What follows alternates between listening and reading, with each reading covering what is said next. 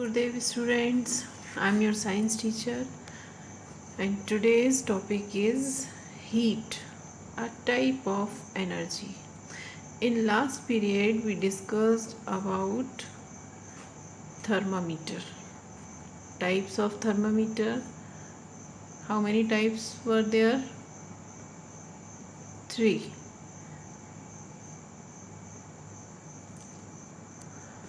And they are clinical, laboratory and digital thermometer. Today we discussed about heat. Heat is a type of energy. हम लोग कई बार जब किसी vessel को hot vessel को touch करते हैं तो हमको हॉटनेस फील होती है, और यदि हम किसी ठंडी चीज़ को टच करेंगे तो हमको कूलनेस फील होती है. So heat is described as a transfer of energy and this energy is called heat energy. Heat flows from the hotter object to a cooler one. Heat हमेशा गर्म चीज से ठंडी की ओर फ्लो होती है. An object becomes hot when heat energy flows into it and an object becomes cool when heat energy flows out of it. हमको कोई चीज़ ठंडी कब फील होती है? जब उसमें से हीट बाहर निकल जाती है. For example, when we put a vessel of water on the burner, जब हम किसी वेसल को बर्नर पर रखते हैं जिसमें पानी भरा हुआ है, and we after some time we feel that the water becomes hot because there is flow of energy and energy flows into water, so we feel water hot. And after some time, when we switch off the knob of gas burner, after some time when water becomes cool, because heat energy flows out of it, उसमें से heat energy निकल जाती है, इसलिए हमको वो ठंडा feel होता है. So heat is a type of energy. Heat क्या है? एक तरह की एनर्जी है. एक तरह की एनर्जी है जो एक पार्टिकल से दूसरे पार्टिकल में जाती है, ट्रांसफ़र होती है. So heat and temperature are different properties but they are very closely related. तो हीट और टेम्परेचर दोनों अलग अलग चीज़ें हैं लेकिन आपस में काफ़ी ये क्लोज हैं. Heat is a form of energy while temperature is not energy.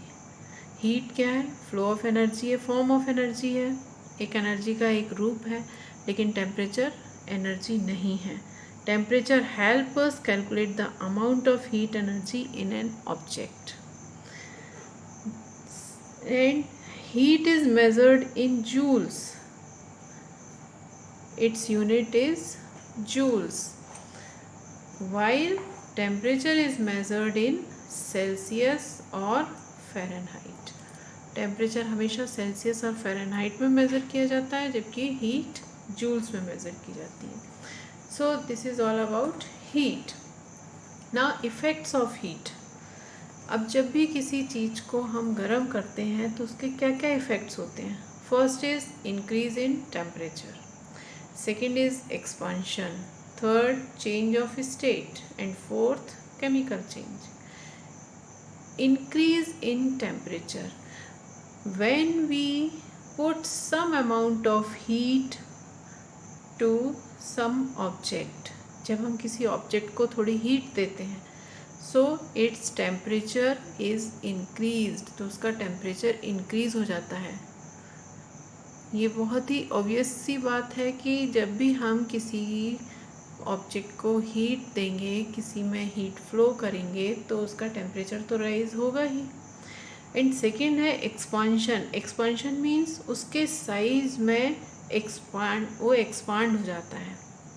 और इसके लिए हम एक एक्सपेरिमेंट कर सकते हैं टू फील द एक्सपांशन, कि कैसे इफ़ेक्ट होता है हीट का, कैसे इफ़ेक्ट होता है।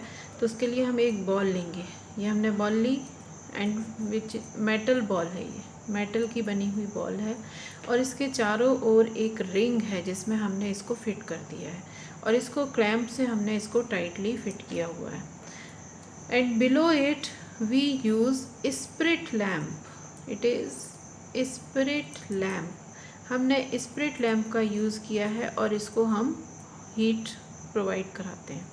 सो when we provide heat to metal ball it expands, तो ये और बड़ी हो जाएगी, इट एक्सपांड्स। अभी ये लूज़ है यहाँ पर, तो फिर ये टाइटली इसमें फिट हो जाती है। तो इससे हमको समझ में आता है कि जब भी हम किसी भी मेटल को, किसी भी ऑब्जेक्ट को हम हीट देते हैं तो उसमें एक्सपांशन होता है। Now third is change of state. इसको हम बहुत ही इजी लैंग्वेज में इस तरह से समझ सकते हैं कि मान लीजिए हमने एक वेसल में वाटर लिया, अब हम उसको बॉईल करते हैं, तो हम बॉईल करते रहेंगे एंड इट इवेपोरेट्स, और वो इवेपोरेट होगा तो ये किस लिक्विड फॉर्म से किस में चेंज हो जाएगा, गैसियस फॉर्म में। तो चेंज ऑफ स्टेट हो गई। And chemical change, chemical change को हम किसी भी एक रिएक्शन से समझ सकते हैं कि केमिकली उसमें चेंज होते हैं, उसके जो भी प्रोडक्ट्स हैं वो उनके प्रॉपर्टीज़ में चेंज होता है। तो ये होते हैं effects of heat. Now we come to methods of heat transfer. Heat transfer की क्या क्या मेथड्स हैं? So there are 3 methods: conduction, convection and radiation. Heat transfer क्या है? It is the movement of heat from one substance और material to another. Heat is always transferred from a hot body to a cold body. So today we discussed about first way, it is conduction. Conduction always happens in solid materials. Conduction हमेशा solid materials में होता है. And what happens if someone heats an iron rod? अब आप यदि iron rod को heat करते हैं तो क्या होगा? एक्सपेंशन होगा उसमें.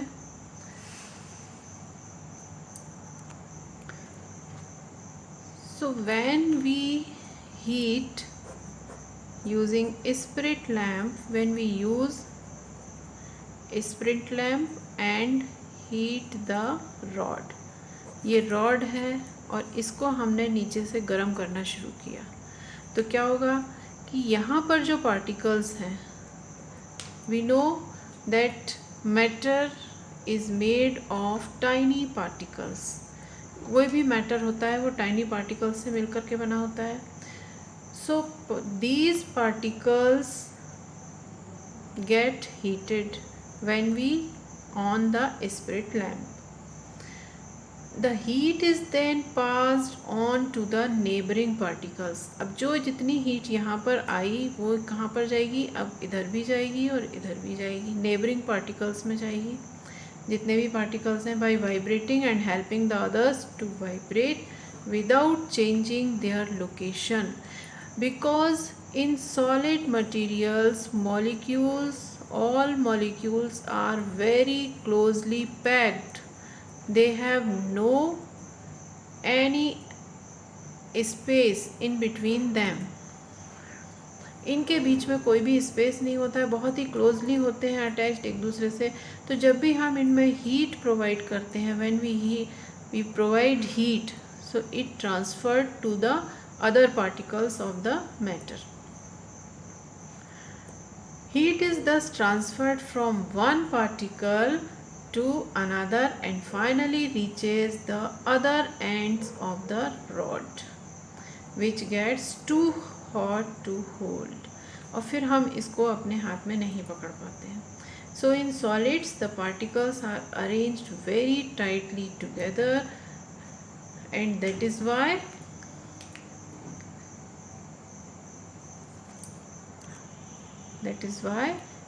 transfer of heat continuously passing from one particle to other particle, and it is called conduction. This process is called conduction. Heat is transferred in solids mostly by conduction. Solids में mostly conduction के through he transfer of heat होता है. Essential